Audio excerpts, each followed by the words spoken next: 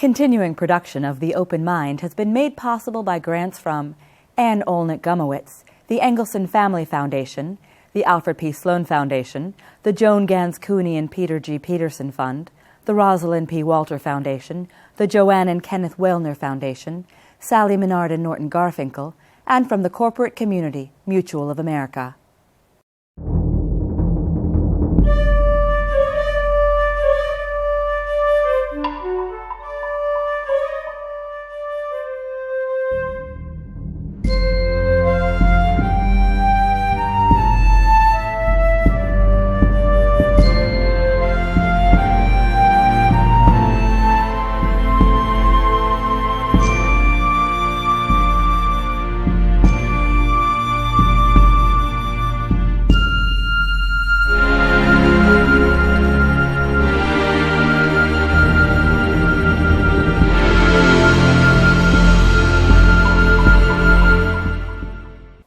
I'm Alexander Heffner, your host on The Open Mind. When I'm the Man singer Aloe Blacc joined us last year, he revealed to many viewers a public intellectualism of which the industry has become somewhat devoid. Aloe is indeed a powerful maverick.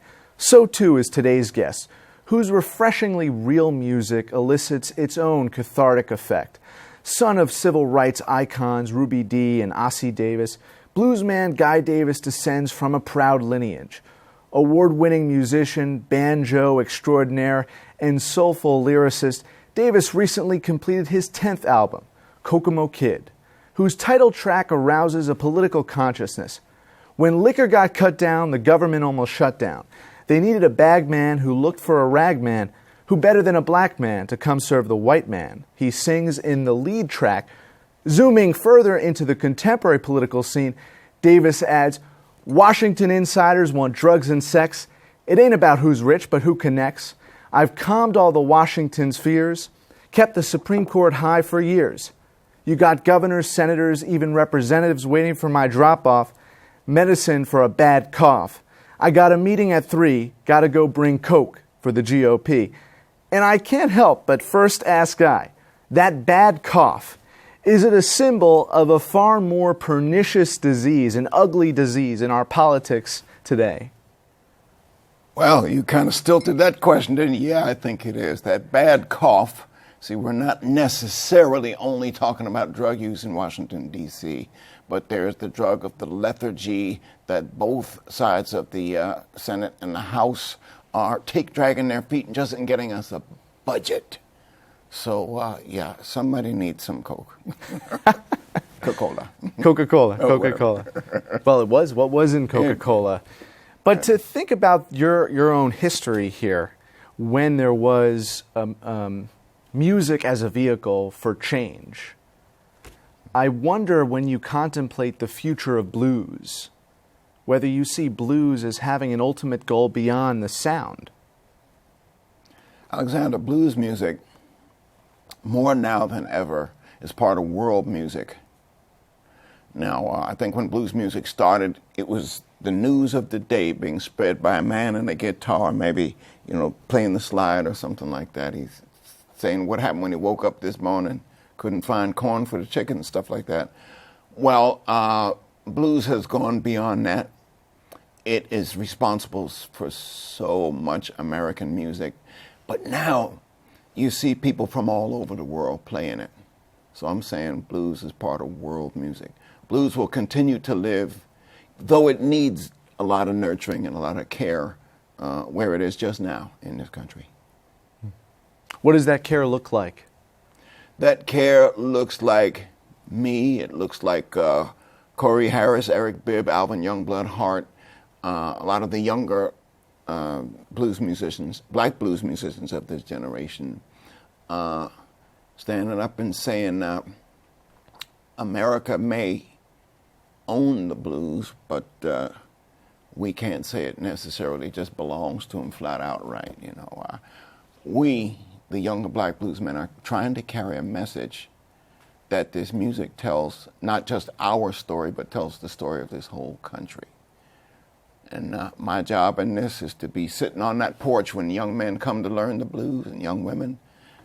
I need to be one of those people sitting on the porch They're going to be black musicians. They're going to be white musicians. They're going to be Asian musicians, brown, yellow, all tones of skin of musicians playing the blues. So I got to make sure that I'm part of that picture. Well, you most certainly are in that picture at the forefront. Kokomo Kidd, I was fortunate enough to hear you present this title track, and I was really astonished at the way you injected political satire. What was the inspiration? Kokomo Kidd, inspiration. Well, because you have the anecdote here yeah. for your listeners, Okay, yeah. which you might expound on. Okay.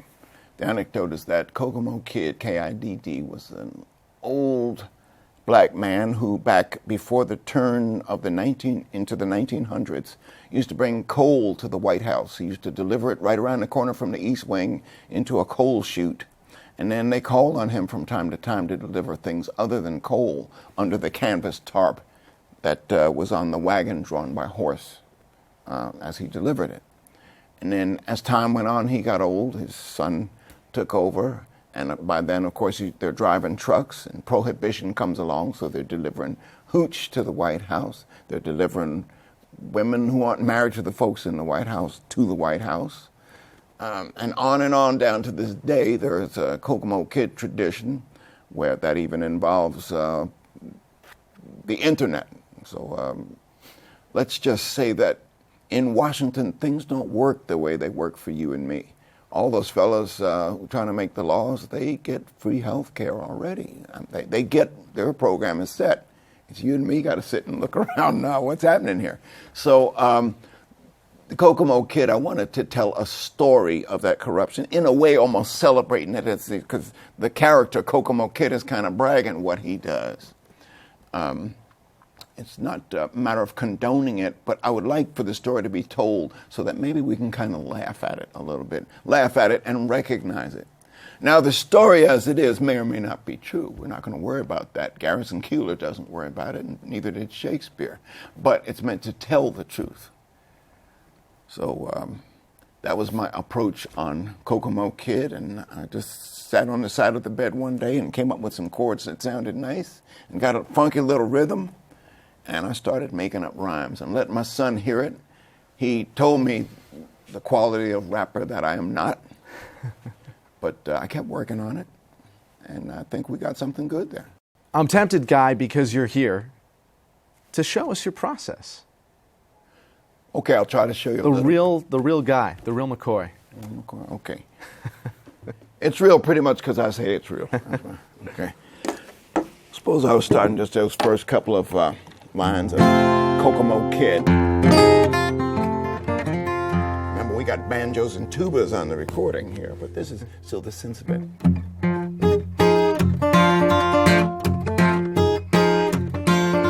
Back when Prohibition was the law of the land, politicians knew we didn't understand that drinking was the way that laws got made. They got laid and bribes were paid. Now when the white bootleggers got sent to jail, nobody couldn't come and go their bail except for Kokomo Kidd. Name is Kokomo Kidd. When liquor got cut down, man, the government almost shut down. They needed a bag man who looked like a rag man, who better than a black man to come serve the white man his hoochie-fied liquor a whole lot quicker than the white bootleggers could do. Talk about Kokomo Kidd. Talk about Kokomo Kidd.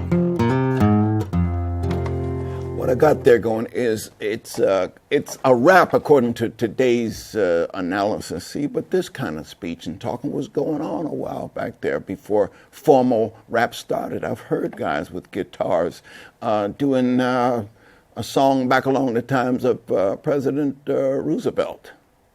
And tell me why you like Roosevelt. Tell me why you like Roosevelt. And now there'd be kind of a chorus chanting along. So that tradition is not new. And the tradition of making words bang together with a fun rhythm is definitely not new. So I borrowed that and I kind of set up the plot and the characters, and got a little bit of everything going on. The idea is to have fun and let it tell a story. How does the Kokomo Kidd phenomenon play out today with our first black president? Has it changed? They needed a black man to come serve the white man. Has that changed? I would say that the phenomenon of corruption in Washington, D.C. Is something that continues in its own way, on its own level. I believe the only rules are you're supposed to not get caught. And if you do get caught, you're supposed to not implicate anybody else. That's what I get when I listen to the news and all the things that break and fall apart in Washington, D.C. The song isn't meant to try to fix that. There are songs meant to fix things. I would say that the best kind of song would be sung by somebody I called a dear friend. That's Pete Seeger. He was, I got to change the subject matter a little bit. There was somebody who was known as an enemy to Washington, D.C. That was Paul Robeson. And in Peekskill, 1949, he came up there to sing. And the John Birch Society, the anti-communist folks, heard about it in advance. And they were outside that rally with piles of stones so that when the rally ended and folks drove out, those cars had to go through a gauntlet of stones being hurled at them. And there were kids in the cars, women in the cars. And at one point I heard that all that some of the people driving could do, they were forced out of their cars, was just hold hands, and they sang. And they sang, and stones are whizzing through the air. I don't even remember where I heard that. But if that's the case, I know it didn't solve the problem, but it showed a spirit. It showed the kind of spirit we need in this country today to make change. Sometimes we got to stand up and say a thing is wrong, and you can do it without hurling a stone, and you can do it without shooting a gun. Sometimes you got to get in front of a television camera, hold the hands of the people next to you, and raise your voices together. And how do those voices have the staying power that we need? How do those voices have the staying power? That's going to have to be inspiration. How did the president manage to stay in office this long without quitting after all the abuse I believe he's suffered? I think it goes back to that Pete Seeger, Paul Robeson tradition where you got to organize as best you can. You got to fight to see a thing through. And now that's political, that's artistic, that's how we got to work our lives, you know. The magic is not free. You got to sweat to make that magic happen. It'll happen, but you got to sweat. Are you troubled? I don't know. We're recording this today, just days after Kanye West declared his candidacy in 2020. I prefer Guy Davis in 2020, and I'm sure there were folks who were clamoring for Ruby and Ossie.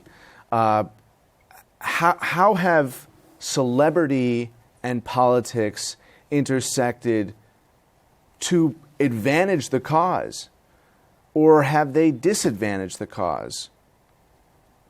Oh, celebrity and politics. Man, you're catching me on some heavy, high-toned topics today here. Nothing a harmonica can't solve, right? Okay, yeah, we'll see if we can work that out in a minute there. Celebrity is good for bringing attention to a cause, a foundation, an issue, a person. We are the world. Yeah, we are the world. It's helped to raise money for political candidates.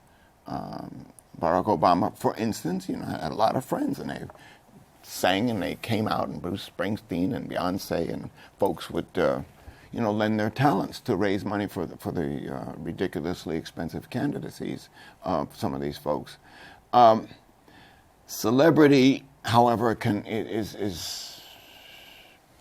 it's almost like a sort of a wild shot. It can go either way. It can go positive, or you can find yourself in a reality show filled with sisters, brothers, and parents with no talent whatsoever except for attracting attention.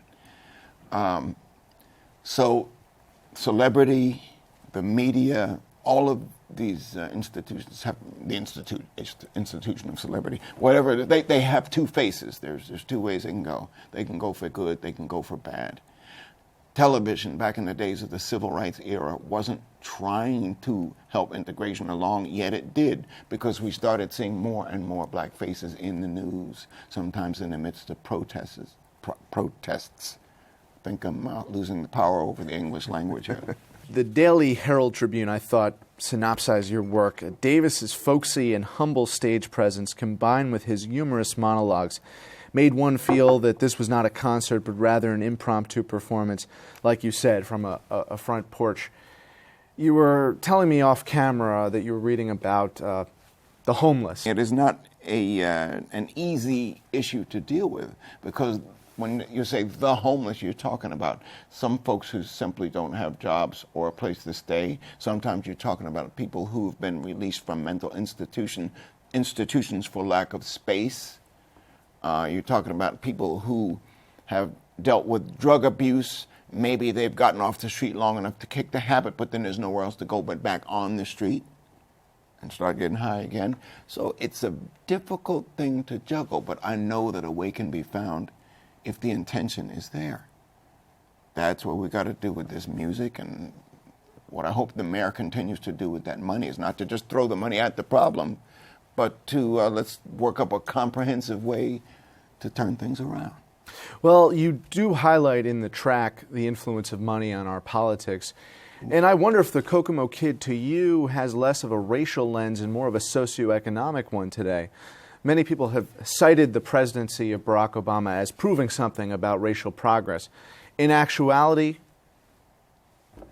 Alexander, my dad, before he died, made it clear to me that the face of racism now is very much economic. You're not going to find folks standing up using the N-word and pointing down at groups of people with black skin. No. It's going to manifest by whole groups of people are going to not have jobs or have educations that are very hard to come by or are inferior. That's how racism is manifests more now than before. Mr. Donald Trump, sorry, I have difficulty saying that. Okay, talks about he's tired of all this using euphemisms and being politically correct. He said, we got to stand up and say this is how we feel and this is how things are. Well, if that's the case, then I think instead of this country handing out green cards, I don't know, maybe the Native Americans are going to have to stand up and start handing out red cards. Mm-hmm. And if you don't have a red card, you got to go. Now, I don't think that Donald Trump and a lot of the folks he represents are going to be happy, because they might have to, You see, you're getting me on all wound up politically here, man. I'm trying to be an artist. Wind up. Well, oh. But the artist is Okay. a political force of nature. Yes. That's how I greeted your song. And I thank you for that. And you know who I wish was here to have heard that was Pete Seeger. And Pete Seeger is, I think, a person I look up to when it comes to artistry and politics, and being an even-handed kind of man. Even back when the Tawana Brawley case was a big thing back in the 80s, and it turned out just awful, Pete Seeger showed up at a protest early in the process and said something, didn't have anything to do with the conclusion of the case, but he said something that struck me and it moved me. The reporters asked him, why was he there? And there's Al Sharpton and all these other folks in there. And he said he's here because he thought it was important to see a black family sticking together. That's what made a difference to me, especially coming out of Pete's mouth. Pete introduced me. Pete is partly responsible for me being on Broadway here in New York City. The other person responsible for that is Sonny Terry. It's back in 1947, Pete called up the producers of a Broadway musical called Finian's Rainbow. I think it was going to be like the first integrated musical on Broadway, fully integrated. And Pete calls up and says, calls the producer, says there's this blind fella named Sonny Terry, plays a harmonica like nobody you've heard. You gotta hear him, see if you can use him in your show. That's how he talked back then. You know? And so they heard him, they brought him to the audition. He played that harmonica and girls were dancing at the audition. They loved it. They hired him on the spot. They said, Sonny, man, that's great. Is that your tune? I said, yeah. I said, well, that's what we want. That's exactly what we want. Now, the dancers got to dance to what you do, so you got to play it the same way every night. 8 performances a week, 6 days a week, the same way. And Sonny says, same way? Well, I don't know if I can play it the same way. I got to play it like I feel it. And one of the producers wrote down on a piece of paper how much they're going to pay Sonny every week to play that. And, Sonny, he could see like a little, so he said, oh, the same way. Yeah, I play it the same way, when he saw that money. Before I demonstrate a little bit of Sonny's harp technique, Pete, Sonny, and people he associated with, like Brownie McGee, Woody Guthrie, they used to run together. One time, Woody had Sonny and Brownie playing at some kind of union halls and various gigs. And one gig, after they played, the folks putting on the shindig asked that Brownie and Sonny not be allowed to eat in the same area where the white people were. And Woody went to Sonny and Brownie, said, go to the car and wait for me. And they went. Woody went over to their table, picked it up, and flipped all that food and drink over right on the folks, grabbed 2 bottles of scotch and hit the road.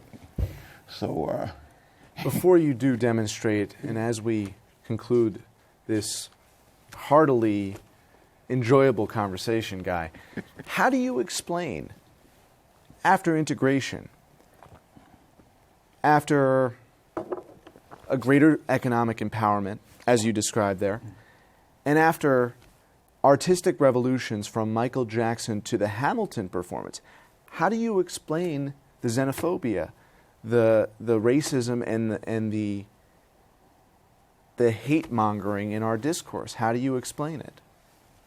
I explain it by the folks in power, the folks truly in power, the folks who you don't see. You see Donald Trump, but there's people higher than him, bigger than him, that you do not see.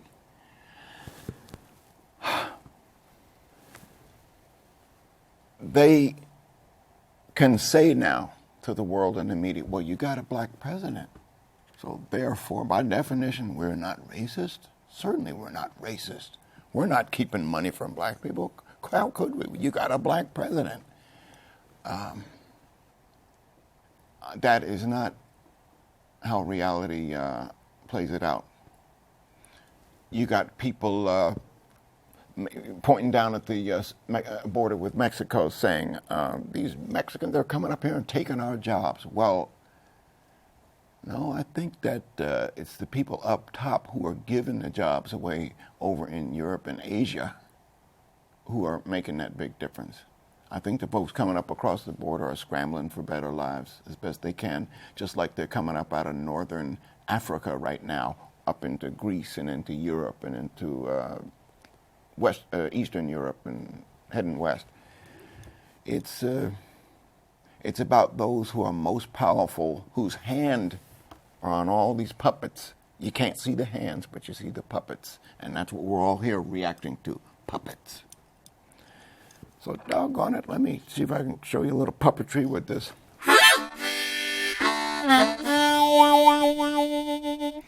It would have been the style of Sonny Terry. Let me do a little bit.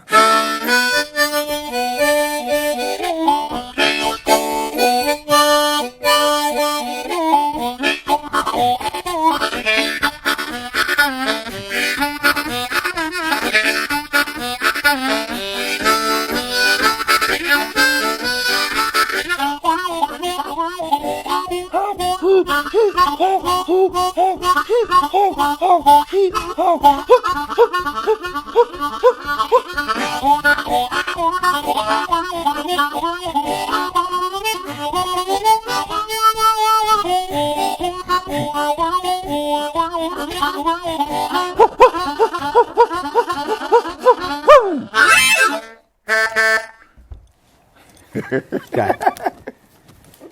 Scrambling Well, you scramble with that majestically. Thank you for being here. And I think you're more of a fixer-upper in the political process than you let on, because it's these lyrics that can have transformative power. And I think you know that. Well, thank you for that great honor of what you just said to me. Sometimes I think I'm so full of smarts, I just need a laxative, I'm just full of it, smarts. There's always room for improvement in my understanding of these situations, but I'm challenging those higher powers. Enlighten me. Thank you for your musical activism. And thanks to you in the audience. I hope you join us again next time for a thoughtful excursion into the world of ideas. Until then, keep an open mind. Please visit the Open Mind website at 13.org/openmind to view this program online or to access over 1,500 other interviews. And do check us out on Twitter and Facebook at Open Mind TV for updates on future programming.